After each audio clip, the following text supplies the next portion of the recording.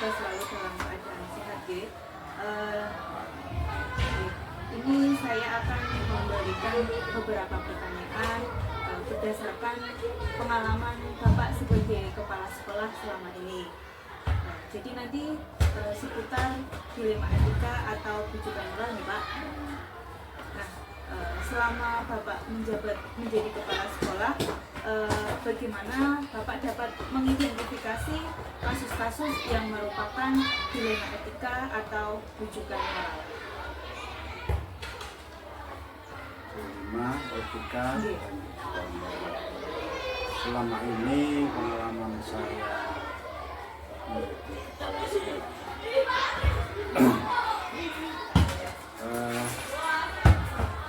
karena pengaruh dari lingkungan, kadang ada anak-anak yang bermoral negatif. Contoh misalkan anak-anak kelas 6 terutama, karena bersentuhan dengan kakak-kakak kelas yang sudah lulus, itu kadang ada yang sudah mengurut guru bapak itu yang kaosnya hitam-hitam. Nah ya, itu kadang ada yang terpengaruh seperti itu, sehingga perbuatan mereka agak terbawa. Bagaimana Bapak menjalankan pengambilan keputusan di sekolah Bapak, terutama untuk kasus-kasus di mana ada dua kepentingan ya, yang sama-sama benar atau sama-sama mengambil kebijakan? Untuk kebijakan. Oke, kebijakan. Untuk mengatasi kasus yang semacam ini tadi, kami sering memberikan teguran langsung kepada anak yang bersangkutan.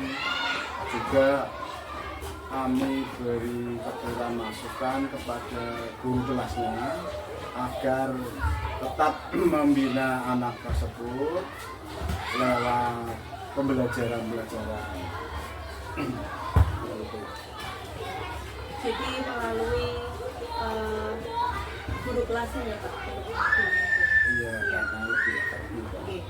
Baik, untuk langkah-langkahnya itu atau prosedurnya seperti apa Pak yang biasa dilakukan Bapak selama? Selain lewat guru kelasnya, kami juga kadang mengadakan pertemuan wali murid yang juga dihadiri oleh stakeholder yang lain seperti kepala desa, terus komite sekolah.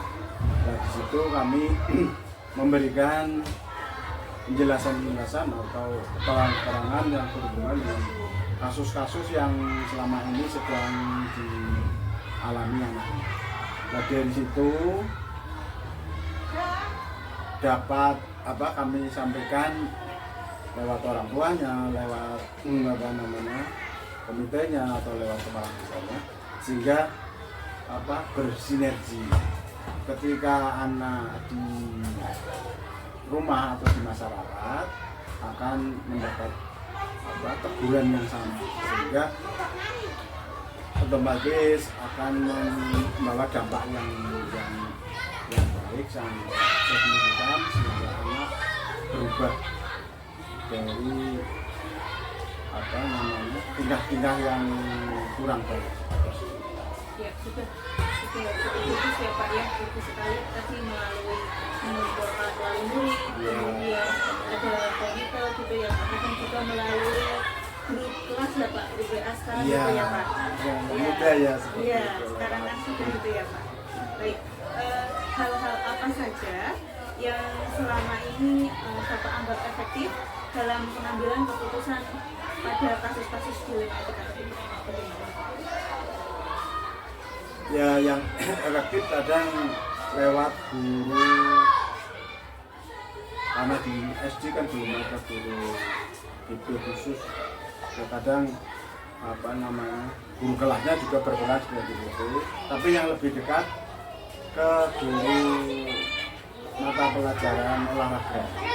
lewat mereka agar lebih efektif pembinaan untuk mengarahkan agar anak-anak jangan terjebak ke hal-hal yang negatif seperti tadi ikut-ikut kakak kelasnya yang sudah lulus mengikuti grup anak.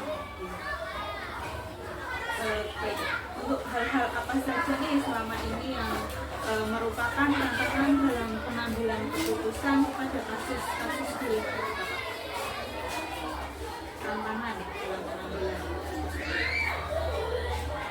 Tantangannya ketika keputusan itu sudah kita sepakati baik dari pihak sekolah maupun dari pihak orang tua maupun komite sekolah, ini kadang untuk pengawasannya yang kadang kurang kurang efektif karena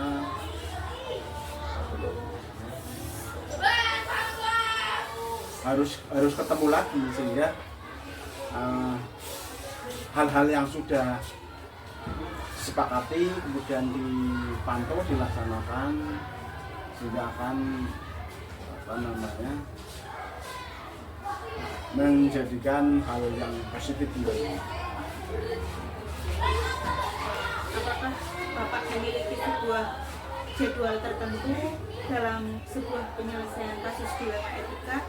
Apakah Bapak langsung menyelesaikan di tempat atau memiliki sebuah jadwal untuk menyelesaikannya, atau bentuk prosedur seperti apa yang dijalankan, Pak? Oh itu ya, kami melihat kasus per kasus. Misalkan kasusnya itu perlu ditangani langsung, ya kami tangani langsung pada saat itu juga.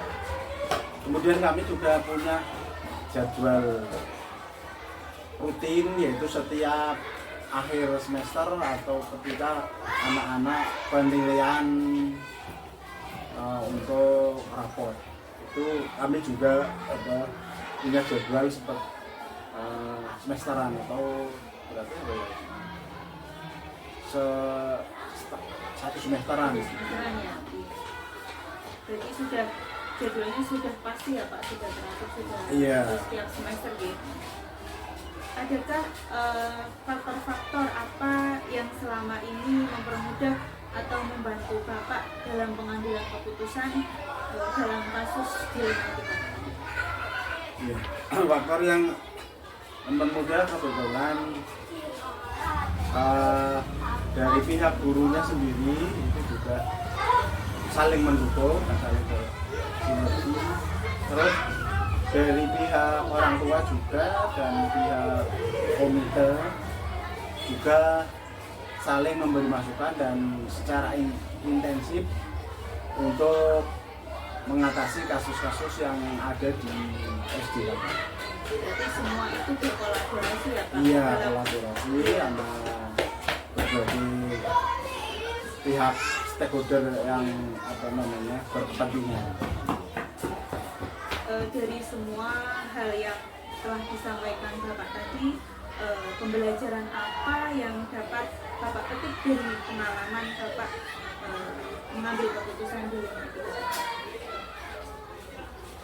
Pelajaran yang dapat kami ambil adalah bahwa kita semua, baik para sekolah, guru, maupun pemuda maupun orang tua, jangan sampai lengah. Artinya jangan sampai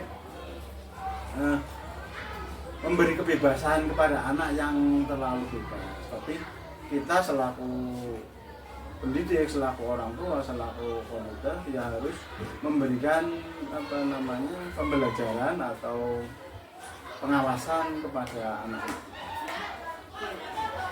Baik Bapak, terima kasih untuk tadi penjelasannya tentang penyelesaian kasus dilema kita yang sudah pernah Bapak alami. Saya ucapkan terima kasih ya Pak ya. Iya, sama-sama. Terima kasih untuk waktunya. Saya pamit. Terima kasih Pak.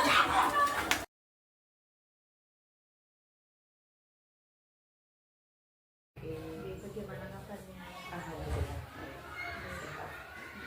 Jadi tujuan saya ke sini itu saya akan mewawancarai Bu Ira selaku kepala sekolah ya. Nanti saya akan menanyakan beberapa pertanyaan tentang kasus dilema etika atau rujukan moral. Tentunya Bu Ira dari pengalaman Bu Ira selama menjadi kepala sekolah tentunya pasti sudah pernah mengalami kasus-kasus dilema etika gitu. Nah, selama Bu Ira menjadi kepala sekolah, bagaimana Bu Ira dapat mengidentifikasi kasus-kasus yang merupakan dilema etika atau rujukan moral? Kalau menghadapi kasus seperti itu ya ini biasanya yang pertama ya dicari masalahnya, identifikasi, kemudian nanti kita analisa untuk dipelajari apa yang kami lakukan. Selama Bu Ira menjadi kepala sekolah, bagaimana Ibu menjalankan pengambilan keputusan di sekolah Ibu, terutama untuk kasus-kasus di mana ada dua kepentingan yang sama-sama benar atau sama-sama mengambil nilai kebajikan. Itu untuk kasus yang seperti ini ya berarti kita berjalan di tengah-tengah, dikomunikasikan kedua belah pihak agar tidak terjadi ketersinggungan, kalau bisa dilaksanakan, kalau dua-duanya bisa, kalau tidak diambil satu tapi dibicarakan dengan hati-hati agar tidak menyinggung suatu kepentingan tertentu. Berarti harus dikomunikasikan juga ya? Seperti itu. Bagaimana langkah-langkah seperti apa yang bisa Ibu lakukan selama ini? Langkah-langkahnya itu seperti apa? Iya. Seperti yang pertama tadi ya, berarti dicari dulu akar permasalahannya, kemudian diambil dari kedua belah pihak, nanti diundang tapi dipelajari dulu kasus-kasusnya dan mana yang akan diterapkan itu diambil yang terbaik. Hal-hal apa saja yang selama ini Ibu anggap efektif dalam pengambilan keputusan pada kasus-kasus dilema etika? Yang paling efektif yaitu kita jalankan yang kira-kira ada kepentingan tetapi tidak begitu ya agak tersembunyi, jadi tidak begitu kalau misalkan itu kan menyangkut dengan etika tadi ya. Ya berarti harus dipikirkan matang-matang ya agar tidak mengecewakan kedua belah pihak, kecemburuan ataupun kecemasan. Hal-hal apa saja yang selama ini merupakan tantangan dalam pengambilan keputusan pada kasus-kasus dilema etika? Untuk tantangannya itu seperti apa Bu? Ya tantangannya ya tentunya ya di masyarakat itu tadi. Kemudian kita menghadapi masyarakat, menghadapi kepentingan sesuatu yang kepentingan itu, terus ada apa ya itu tadi, pokoknya yang kita menjadi halangannya itu ya kita harus melaksanakan sesuatu tapi harus menjaga sesuatu. Apakah Ibu memiliki sebuah jadwal dalam sebuah penyelesaian kasus dilema etika? Apakah Ibu langsung menyelesaikan di tempat atau memiliki sebuah jadwal untuk menyelesaikannya? Bentuk seperti apa yang akan dijalankan? Bentuknya bisa dijadwalkan ataupun bisa dilaksanakan pada saat itu juga. Yang dijadwalkan itu mungkin yang rutin menghadapi pendaftaran anak sekolah ataupun kasus yang misalkan yang sudah rutin itu biasanya ekstrakurikuler yang berhubungan dengan yang terjadwal lah yang dilaksanakan pada saat itu juga itu bila mana kasus itu langsung bisa ditangani dan diselesaikan. Berarti tergantung kasusnya ya Bu ya. tidak semua itu terjadwal dan harus ada yang langsung diselesaikan.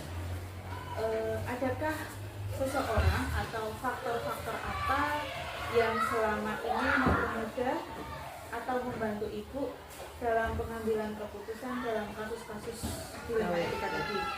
Tentunya ya semuanya harus saling mendukung.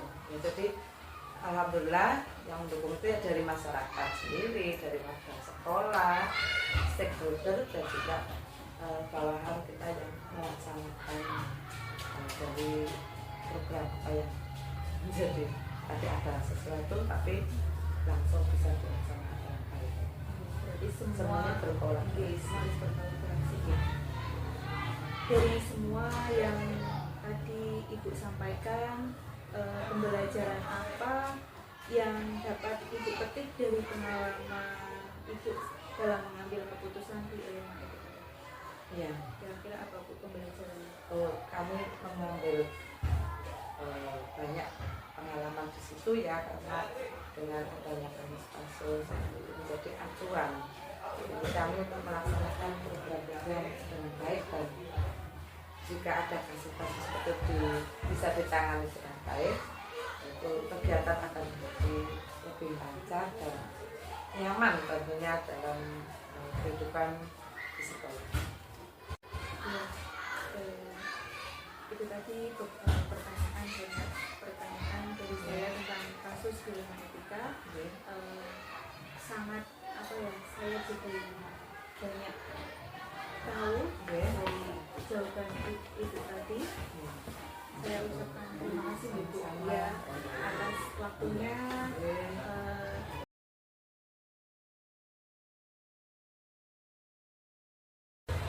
Selamat pagi Bu. Ya, semoga selalu dalam keadaan sehat Bu. Tujuan saya di sini itu saya ingin memberikan beberapa pertanyaan kepada Ibu tentang masalah kasus-kasus dilema etika yang terjadi di sekolah Ibu. Tentunya Ibu di sini kepala sekolah, tentunya pasti sudah pernah mengalami kasus dilema etika atau kesulitan moralis. Nah, selama Ibu menjadi kepala sekolah, bagaimana Ibu dapat mengidentifikasi kasus-kasus yang merupakan dilema etika atau kesulitan moralis? Terima kasih. Ya, selama ini kami dari kepala sekolah memang dari tahun ke tahun ya Mbak, pasti ada yang namanya dilema etika. Salah satunya adalah contoh nih kasus itu anak namanya Firman. Nah, Firman itu dia kalau dari usia memang sudah kuat. Tapi begini asalnya ya, kita kan melakukan PPDB di pendaftaran. Ya. Yang mendaftarkan berarti orang tua, terus yang ngisi formulir tanpa bawa anak. Nah, kami sebagai panitia kan tentu kita terima ya. Nah, suatu saat anak kan disuruh kumpul untuk penimbangan, untuk pengukuran, untuk kita wawancara ya. Nah, baru ketahuan kalau anak itu ternyata ABK. Ya, ternyata ABK. Nah, ABK itu ya, di sini kan ya anak tuh nggak salah, orang tua itu benar, dia kepingin nyekolahkan anak supaya pinter. Nah, orang tua juga tidak percaya nih dengan sekolah TK Handayani karena faktor sudah turun-temurun, kan bapaknya pernah di sini sekolah di sini ya. Tapi di sisi lain sekolah TK sekolah yang bukan inklusif. Ya, kita lihat kita kan sekolah TK Handayani sekolah umum, bukan kita tidak punya SDM inklusif.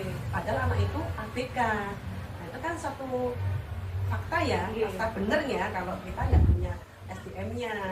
Tapi anak itu juga bener mau sekolah, ya kan? Itu kan maksudnya. Tapi dari tantangan tersendiri.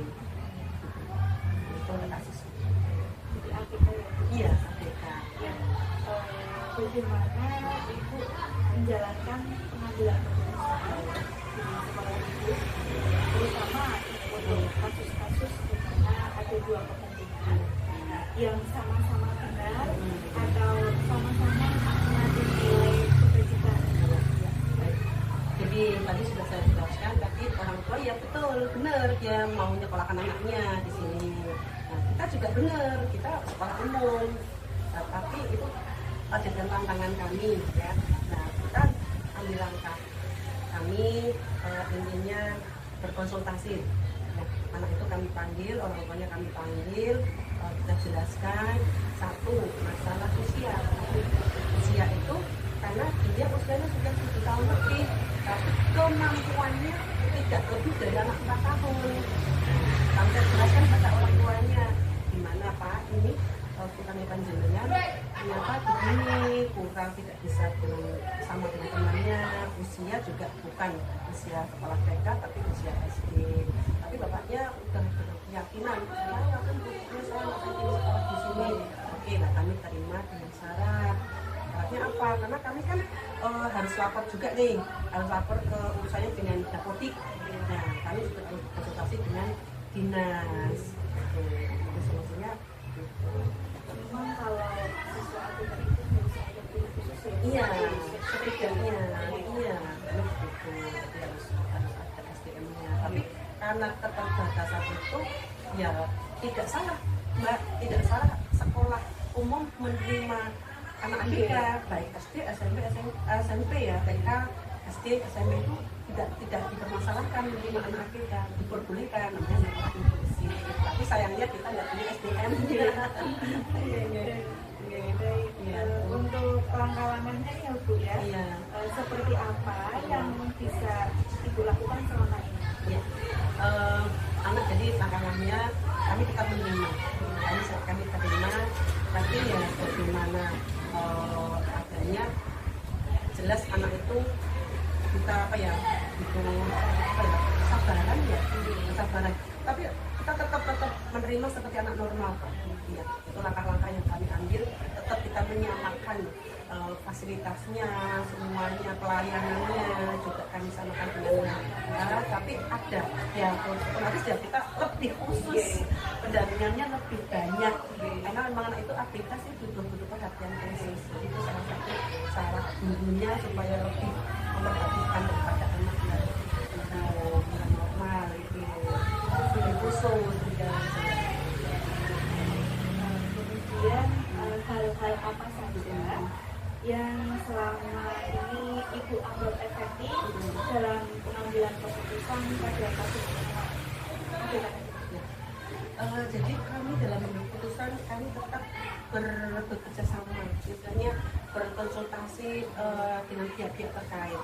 Nah, di sini kan pihak terkait itu berkepentingan nih. Contohnya kita tidak boleh ambil keputusan sendiri kalau sekolah misalnya itu anak itu tidak. Tapi kita gali dulu. Kita bekerjasama dengan pihak kepentingan seperti guru kan yang berhadapan langsung anak itu. Jadi gimana guru anak ini? Nah, kalau dia tidak merasa kesulitan ya oke lah. Kemudian dengan orang tuanya, ya orang tuanya kita kerjasama, dengan juga di rumah kerjasama kalau perlu kesini punya mendampingi tidak masalah. Jadi kerjasama dengan guru, dengan wali murid, dengan anak itu sendiri, dengan pihak-pihak kemitraan. Misalkan kita komunikasi dengan dinas, Kita harus komunikasi ya, selalu komunikasi dengan orang tua khususnya. Iya, orang tua. Lalu hal-hal apa saja yang selama ini merupakan tantangan dalam pengambilan keputusan pada kasus-kasus seperti kasus sebenarnya tantangannya ya itu tadi ya, kita kita berusaha semaksimal mungkin untuk belajar baik dari YouTube, baik dari media sosial, medsos ya. Gimana sih cara berdakwah? Kita belajar, banyak belajar dari kepala maupun guru, belajar itu jadi guru yang punya skill itu ya, pengalamannya begitu. harus Iya, itu harus banyak belajar. Apalagi sekarang ilmu itu sudah tersebar luas melalui medsos ya Mbak. Itu contohnya ya Mbak Google gitu. Lalu YouTube ya YouTube, tadi kita harus banyak belajar. Walaupun kita nggak punya SDM secara formal dapat pendidikan itu, tapi kita kan bisa mengakses lewat medsos. iya dipermudah itu. Eh, apakah ibu memiliki sebuah jadwal tertentu nih dalam sebuah penyelesaian kasus tadi anak kita? Apakah ibu langsung menyelesaikan di depan atau untuk seperti apa yang ibu jalankan? Oke. Ya, jadi kalau untuk jadwal ya Bu, itu saya jadwalkan sesuai dengan kepentingan, karena kita itu kalau dengan anak TK kan tidak formal banget sambil bermain. Jadi kami undang setidaknya 1 bulan sekali. Kita lihat perkembangan anak ya, yang lain sudah bisa ini, anaknya belum bisa, nanti orang kita panggil, kita komunikasikan. Jadi minimal itu ya 1 bulan. Kita lihat perkembangan anak, nanti kita laporkan kepada orang tuanya. Dari minimal itu tergantung kasusnya ya. Kalau tadi kan anak ABK memang harus dipantau gitu kan. Ini anak dari sampai 100 meter kan menghitung sampai 10 aja. Berarti kan kita harus tahu ini perkembangannya sampai akhir tahun, karena memang itu anak ABK sih enggak signifikan, sedikit sekali. Dan ya memang ada sih emosionalnya, jelas rada mending, karena ini kalau di rumah kan dia sendiri, otomatis egoisnya besar. Kalau di TK banyak teman, agak turun egoisnya. Nah di rumah pemarah, sedikit-sedikit jerit, kalau ada apa-apa disenggol sedikit jerit. Di sekolah karena banyak teman, sosialisasi dengan teman, akhirnya agak menurun. Jadi nggak cair lagi. Ya itulah perkembangannya. Tapi jadi untuk jadwal kita jadwalkan, intinya per bulan kita lihat perkembangan, nanti kita komunikasi dengan paling murid.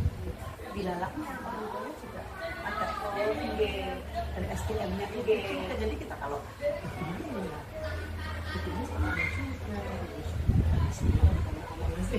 dalam gitu ya. Sama bapak ibunya nggak lulus SD kayak jadi dilalaknya seperti ini. Tantangan. Kemudian adakah seseorang yang selama ini mempermudah ibu dalam pengambilan keputusan? Ya pastinya karena kita ya ada jadi dari guru sendiri. Dia wali kelas ya, guru kelas. Kalau kita bukan lagi guru kelas, karena guru kelas kan memantau perkembangannya kita. Karena kita pilihan kita kan perkembangan anak dan pertumbuhan ya Mbak. Termasuk di 89 kita kan perkembangan anak ya, tapi ada banyak kayak sekarang juga emosionalnya dari guru juga dari wali murid.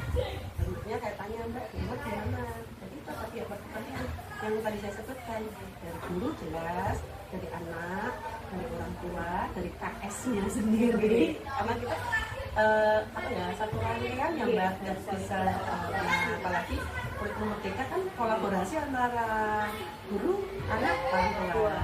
Jadi proses pembelajarannya kan Ini yang terakhir ya, dari semua yang tadi ibu sampaikan, pembelajaran apa yang dapat ibu petik dari pengalaman mengambil keputusan? Pengalaman ya, kalau pengalamannya sebetulnya pengalamannya sih kalau saya pertama enak, iya kalau menerima anak-anak seperti itu. Tapi kembali lagi itu kan tadi tapi kan memang ya sama-sama punya kebajikan ya. Yang kita berusaha untuk menerima kebajikan saja, walaupun dengan berbagai macam kesulitan. Pengalaman itu kalau diminta ya janganlah anak adegan yang sekolahnya lebih tepat di sekolah khusus SLB. Jadi kami juga tidak merasa beban batin.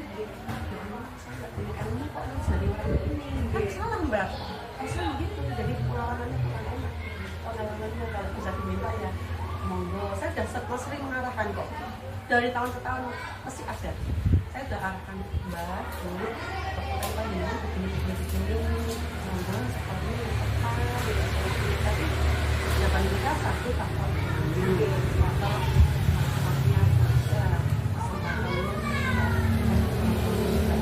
tapi ada juga yang karena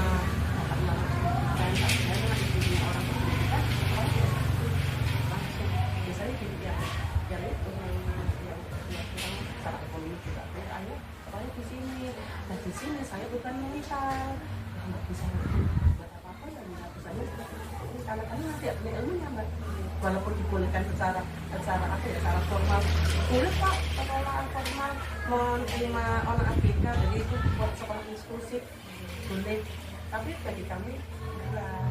Jadi pengelolaannya berapa enggak? Pengelolaannya aja. Enggak, pengapunten barangkali sahabatnya lain sekali. Terima kasih Bu, saya ucapkan dari jawaban-jawaban tadi Ibu itu saya menambah ilmu, menambah wawasan, jadi menambah pengetahuan gitu. Saya ucapkan terima kasih.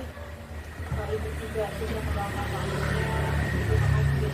Sama-sama. Mohon maaf silakan.